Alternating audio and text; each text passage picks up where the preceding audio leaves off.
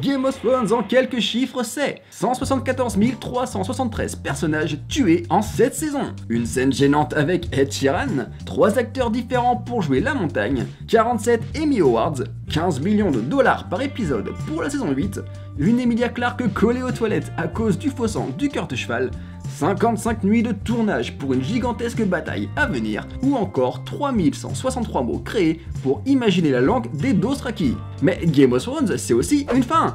Et d'ailleurs, à quelle fin peut-on s'attendre ?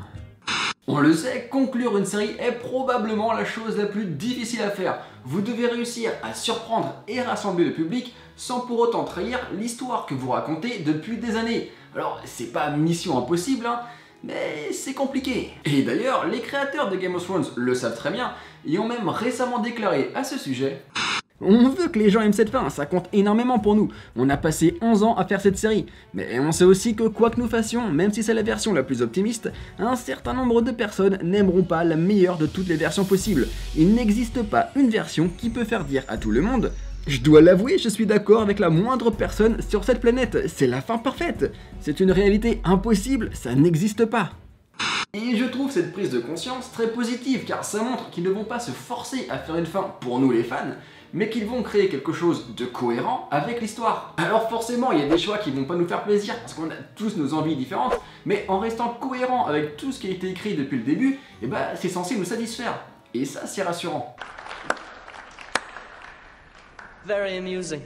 Bon, par contre, c'est totalement personnel, hein, mais la saison n'a pas encore débuté, mais je sais déjà qu'elle va me frustrer sur certaines choses. Je sais pas si vous êtes au courant, mais cette saison 8 ne sera composée que de 6 épisodes, sachant que sur ces épisodes-là, il y en aura un qui sera entièrement consacré à la bataille contre les marchands blancs, et un autre qui servira logiquement à conclure l'histoire. Donc, en gros, ça veut dire qu'il n'y en aura que 4 qui serviront à faire avancer véritablement les intrigues. Alors je sais que ça peut s'expliquer par le fait que maintenant, les personnages sont quasiment tous réunis au même endroit. Mais quand on a été habitué à une série qui prenait son temps, qui développait les relations, qui développait la psychologie des personnages, on peut avoir logiquement peur de voir tout ça être rushé, de voir les événements s'enchaîner beaucoup trop vite et de ne pas avoir la possibilité de savourer ce qui se passe. Évidemment, mettre du rythme c'est très bien et c'est même nécessaire, mais il y a une expression dans le monde du foot qui dit ne pas confondre la vitesse avec la précipitation.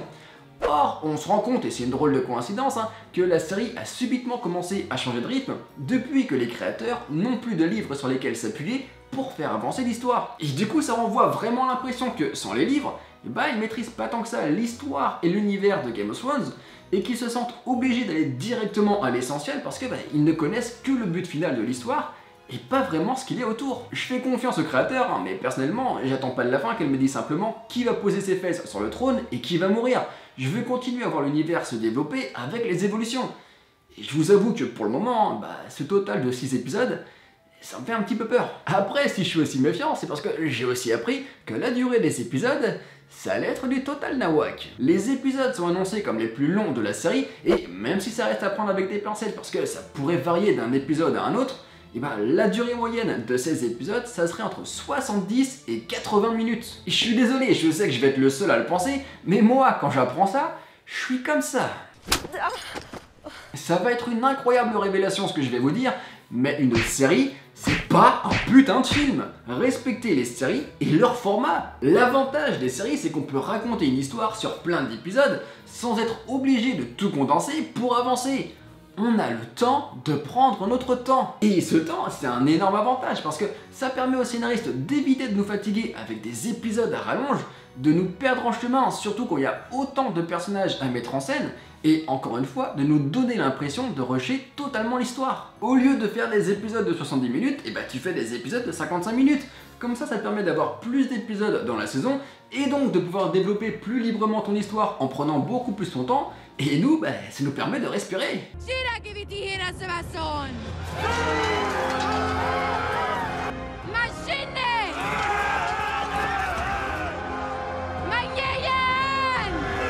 Je reviens toujours au même point, avec la peur de voir l'intrigue être rushée, mais par exemple cette année avec Jon Snow et Daenerys, on est censé avoir 3 intrigues bien distinctes juste pour eux deux. La première, c'est l'évolution de leur relation amoureuse, la deuxième, c'est la découverte de leurs liens familiaux et leurs réactions, et la troisième, c'est la conséquence de cette révélation. Alors je peux me tromper, mais a priori 6 épisodes quand il y a énormément d'autres personnages autour, bah ça paraît quand même vachement peu pour développer le choc psychologique ultra important de cette révélation et les conséquences qu'il y a derrière. Won't accept a southern ruler.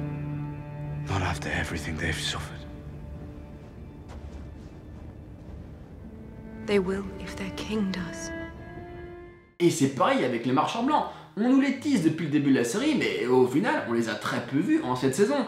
Et du coup, si la grande bataille arrive dès l'épisode 3 ou 4, bah ça fait ultra rapide. Les marchands blancs font partie des personnages les plus badass, les plus stylés, les plus mystérieux du monde des séries, mais pourtant, en l'état actuel des choses, bah, on passe clairement à côté de leur potentiel.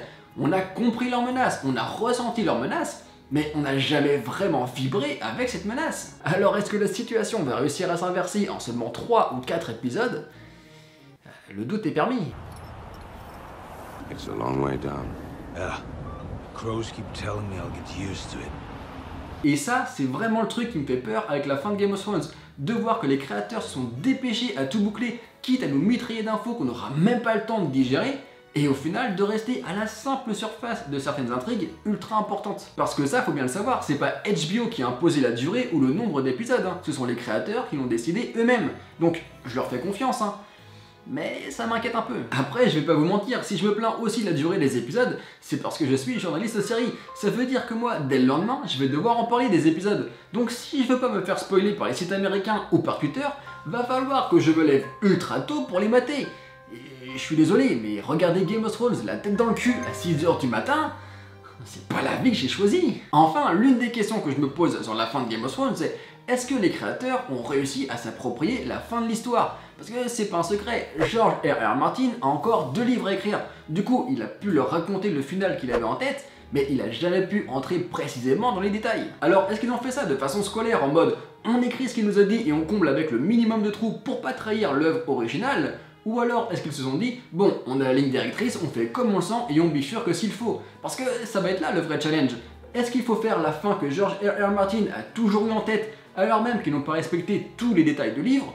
Ou est-ce qu'il faut faire leur propre fin? Comme je le disais, écrire une fin de série c'est déjà compliqué, mais alors en plus dans de telles circonstances où ils ont commencé une histoire en s'appuyant sur des livres pour ensuite improviser en partie ensuite, et bah ça demande une vraie gymnastique professionnelle et une réelle maîtrise pour savoir où placer sa propre limite et sa propre empreinte. Et on en revient au problème du faible nombre d'épisodes. Est-ce qu'il y en a peu car ils se sont sentis piégés face à la tâche immense de conclure l'histoire sans pouvoir s'appuyer sur des livres? Est-ce qu'ils ont préféré réduire au maximum leur marge d'impro pour éviter de nous décevoir, quitte à nous frustrer? Franchement, j'ai hâte de le découvrir, c'est une situation assez inédite, donc bah, c'est plutôt excitant. Tout ce que j'espère, c'est qu'on finira pas comme Dewey. Je ne m'attendais à rien, et je suis quand même déçu. Bon, par contre, je sais que je vais morfler comme jamais devant les derniers épisodes de la série, parce que je sais pas à quoi vous vous attendez comme fin, mais moi, tout ce que j'imagine, ça me paraît impossible. Déjà, Arya, qui est l'une de mes chouchous, eh ben, je l'imagine toujours vivante, en train de partager sa badasserie aux autres. Le problème, c'est que si l'on se fie à l'un des teasers de la saison 8, eh ben, on se rend compte que contrairement à Jon et Sansa, sa statue dans la crypte, c'est pas une version âgée d'elle, donc ça laisse clairement entendre bah, qu'elle va mourir. Ou en tout cas que ce visage va mourir. Après, peut-être qu'on peut... And there is only one thing we say to death. Not today. Ensuite, et je suis désolé pour lui, mais j'imagine Jon Snow mourir en grand héros, mais après avoir mis Daenerys enceinte. Alors je le sais, hein, elle est pas censée pouvoir avoir les enfants, mais justement, ils insistent tellement là-dessus dans l'histoire que... je trouve ça chelou. On me la fait pas, moi. Et du coup, comme c'est Daenerys qui ira sur le trône et qui sera la mère de Stark, et bah cette filiation permettra aux deux familles de s'unir et d'éviter de nouvelles guerres. Du côté des Lannister, j'en ai aucune idée, parce que j'ai du mal à voir quelqu'un avoir une descendance. Hein. Si on suit la bande-annonce, on voit que Cersei boit de l'alcool, donc ça laisse clairement entendre que son enfant devrait jamais naître. Mais dans le cas d'un petit miracle, puisque Tyrion et Jaime sont venus du bon côté à la fin de la série, je me dis qu'ils vont peut-être laisser un héritage positif. On sait jamais. Ouais, je sais, ça fait très happy ending, mais en même temps, quand on y réfléchit bien, c'est justement l'inverse total de ce à quoi on peut s'attendre. Donc pourquoi pas? You know nothing, Jon Snow. Puis bon, happy ending, ok, mais il y aura des morts entre temps, que ce soit Jon Snow, Tyrion, Jaime, Brienne ou même Sansa, parce qu'elle a connu une telle évolution positive avec le temps que je sais pas pourquoi, mais j'imagine bien les scénaristes ne pas la laisser régner.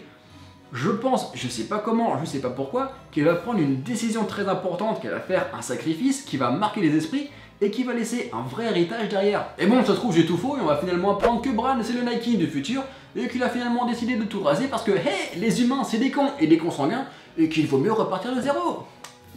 Ah ouais, pourquoi pas. Sur ce, n'hésitez pas à me dire ce que vous imaginez pour la fin de Game of Thrones et qui posera ses fesses sur le trône. Et d'ici là, je vous dis à la prochaine.